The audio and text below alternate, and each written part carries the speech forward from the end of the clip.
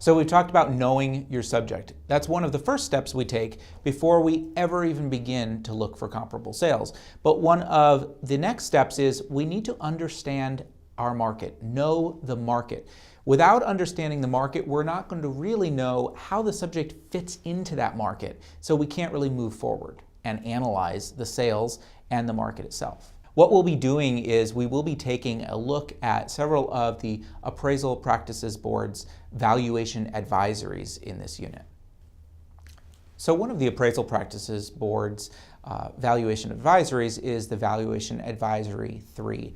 And in it, they discuss the difference between neighborhood and the market area. And sometimes we use these terms interchangeably. And sometimes this issue is further complicated because different forms that we use actually use the words interchangeably and may at times use the wrong term. A neighborhood is a grouping of complementary land uses, geographically defined term, and it can include various types and uses of properties. So this is not limiting to single-family residential, or limiting to condos, or limiting to commercial property, or a shopping center. It is taking a look at all of the complementary land uses that go together within the neighborhood. A market area is more of a specific type of properties within the neighborhood. You're narrowing down from the neighborhood into the competing type of properties in, again, a geographically defined area. Okay, it's defined by the type of property, the type of transaction, like are we looking at rentals or sales? What type of potential buyer and motivation are we talking about in this type of transaction? And then again, that geographic area in which competing properties exist. Valuation Advisory 3 also points out that we need to take a look at our adequacy of data. And this is not a new concept. We do look at the quality and quantity of our data according to USPAP. And so this is providing some more in-depth clarification on maybe where that comes into play.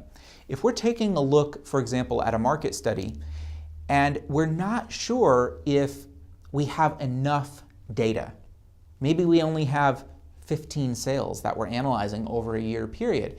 One of the ways of measuring whether or not it's considered adequate is if you took out just one or two of those data points, remove one or two of those sales, just random ones, would it affect the conclusions of the data? Would it affect that sort of integrity of the data?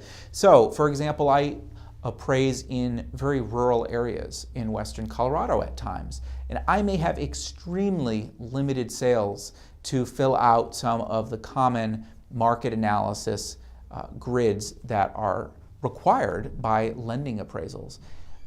I might only have 10 sales. I might only have 7 sales. Or I might have 17, but I still think it's inadequate because if I'm just removing one or two of those sales, all of a sudden the numbers look different, right? The conclusions are different. And so we might have a problem in that case, and I might need to step back and say, yes, I've conducted this market study, but I need to look at some other studies to come to some reliable and credible conclusions.